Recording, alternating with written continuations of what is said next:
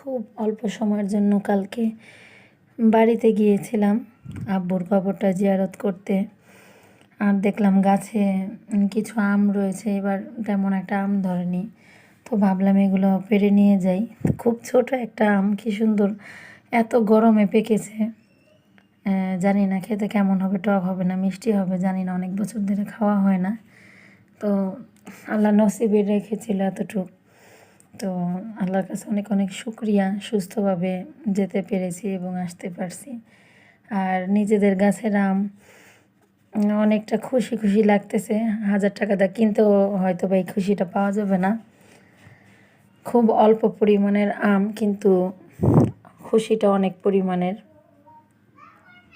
অনেক বছর পর নিজেদের গাছের আম দেখলাম, যখন আব্বু থাকতো।